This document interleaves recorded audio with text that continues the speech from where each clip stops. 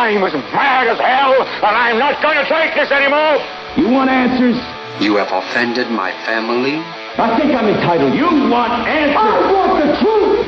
And you have offended the Shaolin Temple. You can't handle the truth. Surely you can't be serious. I am serious. And don't call me Shirley. Radical Rant. Well, longtime fans of the show, you'll remember not too long ago, we were ranting about a couple of traffic stops in Texas. You remember the ones where the women are pulled over on the side of the road, and because the cop smells pot, he subjects them to roadside body cavity searches right there on dash cam and on the side of the road for everyone driving by to see. And you remember how shocked we were. Shocked, I tell you, that they called the female trooper over there to stick her hands down the pants of these women, to place her fingers inside the anus and vaginas of these women, and how she didn't change gloves in between. Remember how outraged we were at that? And remember how much more outraged we were when we found out there was a second incidence of this happening? Well, folks, you may have to recalibrate your outrage meters for these next stories, because we moved just slightly west of Texas to New Mexico for these exclusive reports from KOB.com, the news channel down there in southern New Mexico. Their story, 4 on Your Side Investigates Traffic Stop Nightmare, came out on yesterday, and there's a follow-up story today. Let me just run this down for you, and if you've recently eaten, you may not want to hear this, because you might lose your lunch when you hear this. You might be so outraged that you want to drive to New Mexico with me and protest right this minute. This is just beyond the pale, and I've read a lot of reports, and really the only instance I can think of in my time doing this show that pissed me off worse was the Daniel Chong story, where the kid was left in the holding cell for 4 days without food or water, nearly died, right? This is close. This is an incident that began on January 2nd, 2013. There was a man named David Eckert, and he was shopping at a Walmart in Deming, New Mexico. Now, according to the court documents that have been filed, and according to the police reports, when Eckert was leaving the parking lot from the Walmart, he didn't make a complete stop at the stop sign. You know, you come up to the parking lot, you look, nobody's there, you kind of leave, right? And he was immediately stopped by law enforcement. There must have been a cop sitting there, saw him rolling through the stop sign, immediately stopped by law enforcement. As they were talking to this David Eckert, they asked him to step out of his vehicle, and he appeared to be clenching his buttocks, according to the report. And law enforcement officers thought that was probable cause to suspect that Eckert was hiding narcotics up his ass. Yes. Also, there was a drug dog brought in, Leo, I believe was the drug dog's name, who alerted to the smell of marijuana on the passenger seat. So obviously this man must be hiding, the smell of narcotics. We can't say it was necessarily marijuana. But apparently, enough probable cause here for the officers to get a warrant to search his ass. And they did. They got a search warrant from a judge who allowed an anal cavity search. So the cops then take this guy Eckert, to the local hospital in Deming, the emergency room there, for the anal cavity search. But the doctor there, bless his soul, refused to perform the anal cavity search, citing that it was unethical. Gosh, you think? So, what did the cops do at that point? Well, my God, there might be a guy with marijuana up his ass, so we can't stop there, can we? No, they took him out of the emergency room in Deming and drove him to the Gila Regional Medical Center in Silver City. Now, here's a list of the procedures that were performed at the Gila Regional Medical Center by some physicians who apparently have less ethical constraints than the ones in Deming. Number 1. Yes, folks, these are numbered. Eckert's abdominal area was x-rayed. No narcotics were found. Number 2. Doctors then performed an exam of Eckert's anus with their fingers. No narcotics were found.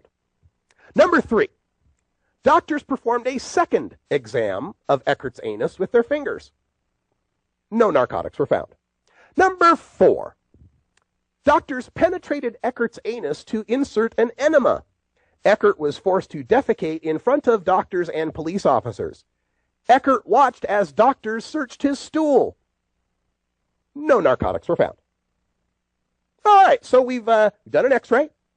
We've stuck our hands up his ass twice, and we've done a full enema, emptied all his stool out into some tin and searched through it for, I don't know, weed, pills, whatever. We found nothing, right? So, end of story, right? No, you know how this goes. Why? A drug dog smelled something. There must be something up there. So, number 5. Doctors penetrated Eckert's anus to insert an enema a second time. Eckert was forced to defecate in front of doctors and police officers. Eckert watched as doctors searched his stool. No narcotics were found. Okay, so 2 enemas, right? 2 enemas. No narcotics were found. Well, just like baseball, it's got to be 3 strikes before you're out. So number 6, doctors penetrated Eckert's anus to insert an enema a third time. Eckert was forced to defecate in front of doctors and police officers. Eckert watched as doctors searched his stool. No narcotics were found. Okay, well, we've had doctors x-ray the guy. We've had doctors stick their hands up his ass twice. We've had doctors given him an enema 3 times and search through his shit. We haven't found anything. So this has got to be where it ends, right? Because, I mean, there's obviously nothing up there. The drug dog must be wrong, correct? No, of course not. Number 7, doctors then x-rayed Eckert again. No narcotics were found. All right, 2 x-rays, 2 anal cavity searches, and 3 enemas later, we haven't found anything. So, of course, number 8, doctors prepared Eckert for surgery, sedated him, and then performed a colonoscopy where a scope with a camera was inserted into Eckert's anus, rectum, colon, and large intestines. And say it with me, folks, no narcotics were found. Now, throughout this ordeal, Eckert protested, I should think so, and never gave the doctors at the Gila Regional Medical Center consent to perform any of these medical procedures. Now, here's the situation we find ourselves in when the war on drugs has demonized the use of drugs and possession of it to such an extent and incentivized police departments to find it and arrest people for it to such an extent that we will sodomize a guy 6 times, 7, 8 times, trying to find the elusive narcotic. 8 times. Now, if you thought this, while it was all disgusting and a bit of overkill, if you thought this was all perfectly legal because they had a warrant after all, think again, dear listener. In the federal lawsuit that they are filing against the doctors and the cops and the state, they find that, number 1, the search warrant was overly broad and lacked probable cause because, you know, clenching your ass cheeks is not necessarily probable cause of hiding narcotics up your ass. Maybe the guy just had to take a shit.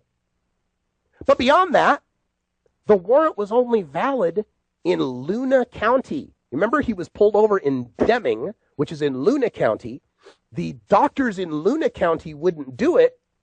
The Gila Regional Medical Center is not in Luna County, folks. It's in Grant County. So every medical procedure was performed illegally, and every doctor who performed those procedures was doing it with no legal basis and no consent from the patient.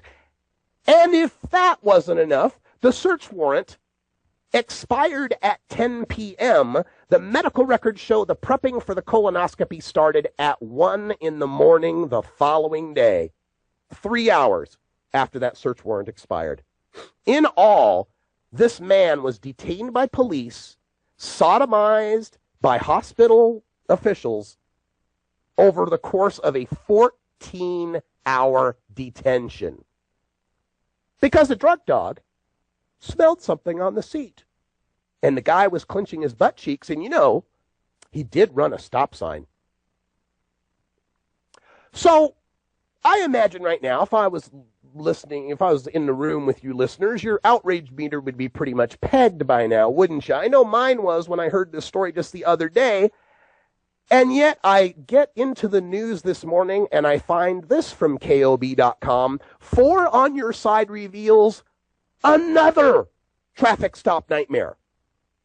So in addition to the story of David Eckert, they point out in this story that the canine dog, Leo, alerted for the drugs on this guy's driver's seat. Well, guess what, folks? Another man, another minor traffic violation, and another incident with Leo, the canine dog. This involves a man by the name of Timothy Young. He was pulled over because he turned without putting his blinker on. Turned without a blinker, obviously a criminal.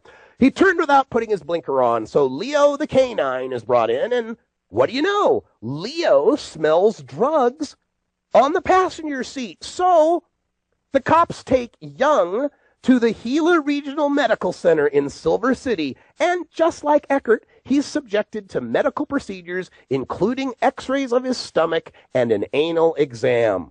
And once again, no narcotics were found. And once again, the procedures were done without consent. And once again, they were in the county that was not the county where the search warrant was covering.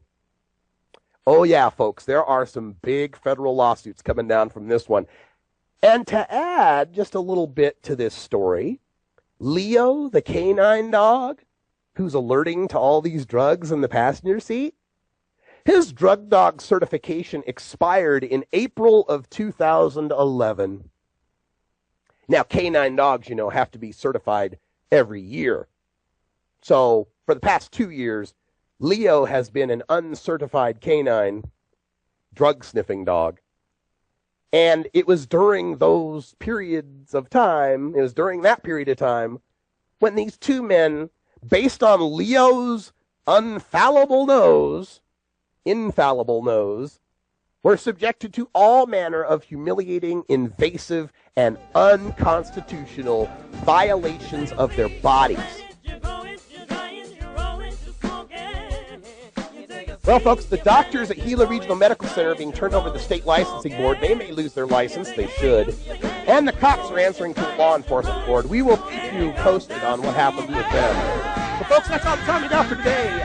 Thanks for joining us. I'm Radical Russ out here in Nampa, Idaho, doing remote shows all week long. Stay tuned for Toker Talk Radio coming up next. And for everyone here at the Russ Belville Show, thanks for joining us. And until next time, take care of each other, Tokers.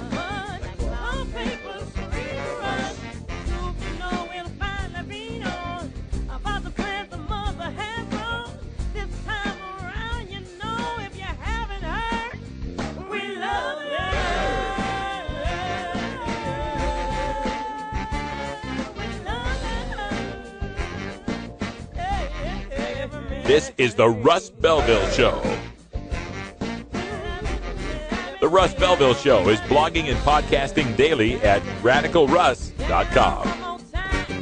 You take a seed, you plant it, you grow it, you dry it, you roll it, you smoke it. You take a seed, you plant it, you grow it,